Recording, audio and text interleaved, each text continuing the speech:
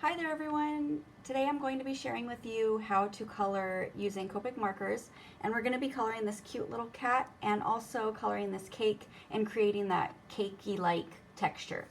I'm using this stamp set called I Heard There Was Cake, and it's by Maker's Movement, and I've stamped my image in Memento black ink onto my Copic Express It blending card, and now we are going to start coloring. Okay, so we're going to color the little kitty first, and I'm going to be using E55, E53, E50, and R30 and R32. We're going to go ahead and start with E53 and just create a little bit of a shadow so we know where to make it the darkest. So I want there to be a little bit of more darker, like right around his mouth. So I'm just going to kind of dot. That way we have a little bit of a fur texture, and it's easier to blend out since we're making the inside of the body really a lot lighter than where we're adding these little dark spots. So we're also going to be adding a little bit of a shadow right in here since his little hand is kind of covering part of his face, so we want to make that shadow a little bit darker. And then also right here where it's laying across his body, and then we're just going to add a little bit of a shadow on the bottom parts of his legs, and then going along the bottom part of his body.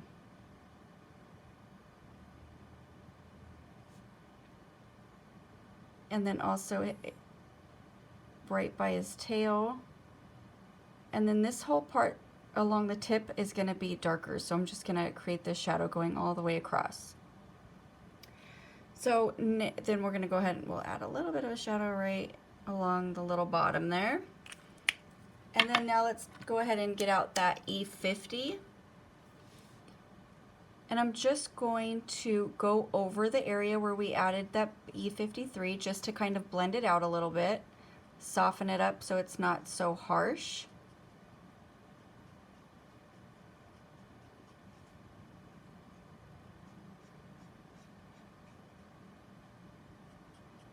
And then I'm just going to give a really heavy flick. That way it blends nicely into the white.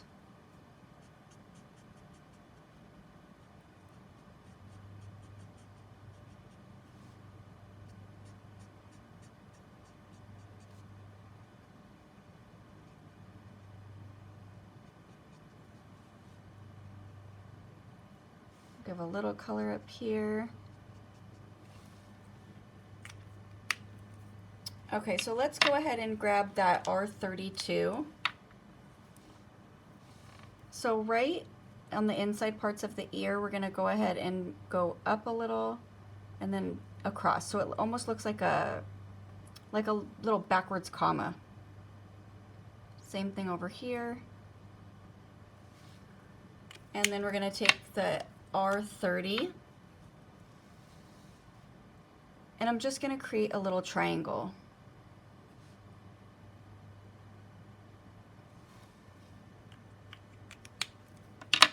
And then let's go with our E55.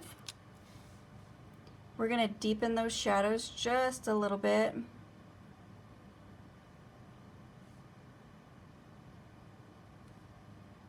And then for the bottom part of his body, just think of it as you're just tracing that outline. That way you don't have so much pressure of, trying to just stay in just such a small area.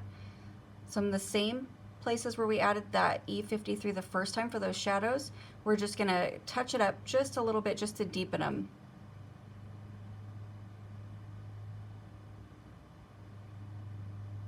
I'm going to add some little dots here for texture right along the tail. And now I'm going to go back with my E53. Give a little bit more texture just by dotting. And then coming right along where we added that E55 just to smooth it out a little.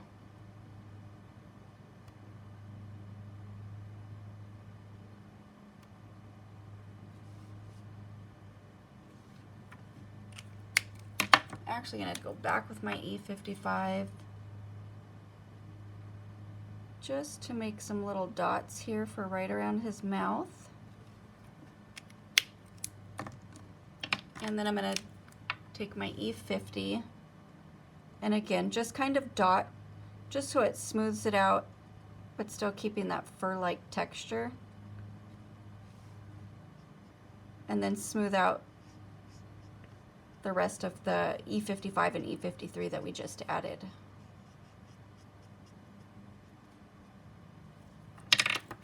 Now, since I have it, I want to add a little bit more of a deeper shadow. So let's take our E57, and I just want to add a little bit of texture here along the bottom part of the tail, along the tip. So I'm just adding a couple of little dots. And then I'm just going to pick little areas, and this is a great opportunity if you've went outside of the lines, where you can just make that line a little thicker, and it will help just increase that shadow. Let's go ahead and add a little tiny flicks right around the mouth.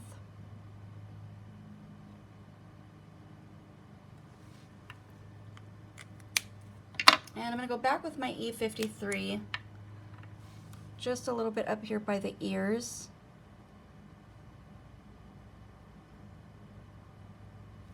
Just along the top.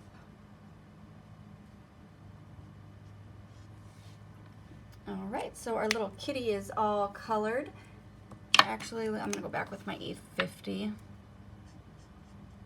We're going to go back and forth all day, but we don't have all day, so just add a little touch up here just to soften up that harsh line that I had going along the bottom. So now it's time to color the cake. So we're going to be using the exact same colors, except for we're going to be adding E59. So E50, E53, E55, E57, and E59. So I'm going to start with the cake part. So we're going to take our E53, and we're just going to trace right along the bottom of the icing, right underneath the icing.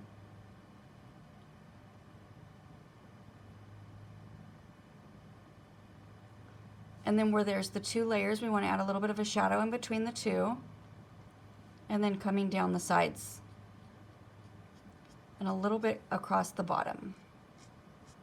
And this is exactly how I colored all three cakes on my cake, so to make the different tiers.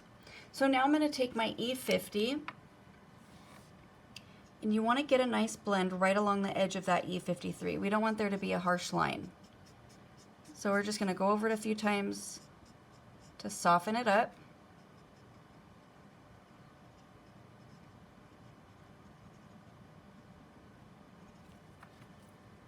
So now there's still white, but there's a nice transition between the white of the paper and then the E50 and then the E53. So now we're going to take the E53 again, and we're going to add some textures to create that real cakey, spongy look.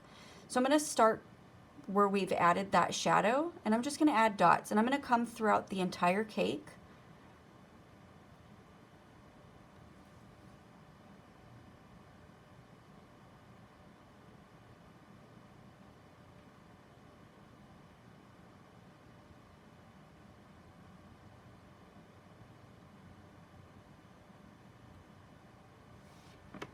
And then we're going to go ahead and take the E55, and we're going to do the same thing. This time we're going to be a little bit more careful on where exactly we're putting it, because we don't want a whole lot of these darker ones. Because I wanted more of a vanilla cake.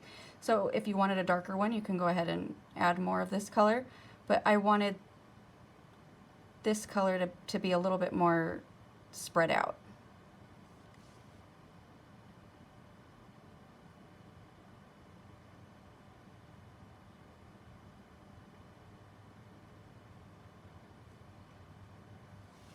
And I'm going to make that center part a little bit darker just by tracing the outline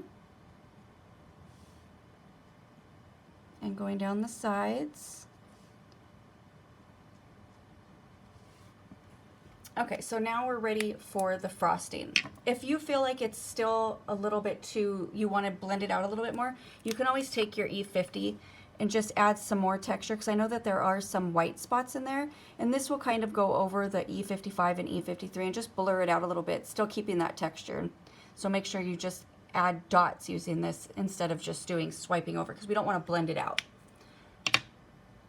So for the frosting, we're going to go ahead and start with the E59. And we're just going to shade on one side of each of these little drips. So, and I'm going to keep it consistent, so right along this side. So the same side every time.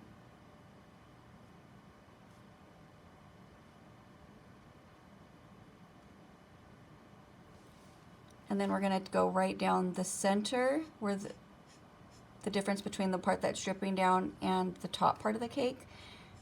And this side is going to be a little bit darker.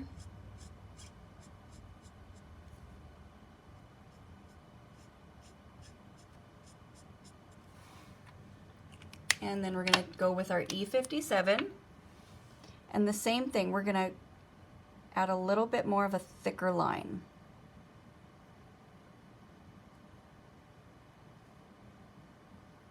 And it's okay if you come up to the top part of this line up here, because you just want that little bit showing on the one side. And then we're going to thicken up the line up here. So we just have that little bit, we want that nice highlight. So now we're going to take our E55.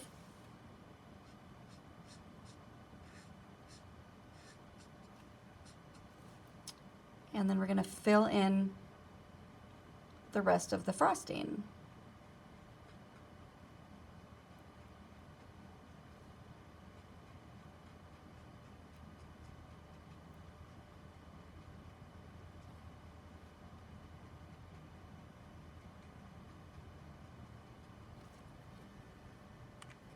So if you feel like you've lost a lot of the shadow, you can always go back in with your E59 and just give it a little bit of a touch up.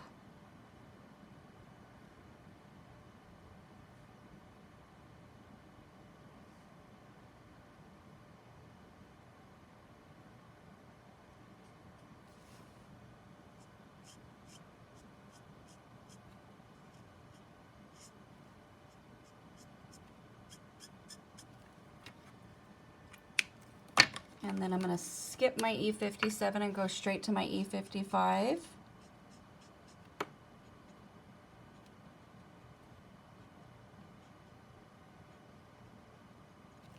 And touch it up a little bit more. So I did that exact same thing for all three of my cake tiers. And then I die cut it out using the dies that come with the stamp set. So you get this adorable little stamp set with the balloon, and there's also a die for that, for the hay, and it all comes together. And also the little scallop border also is part of this stamp and die set. So I hope you enjoyed this tutorial and found it helpful when coloring with your Copic markers, and I will link everything below. Thank you so much for watching and have a wonderful day.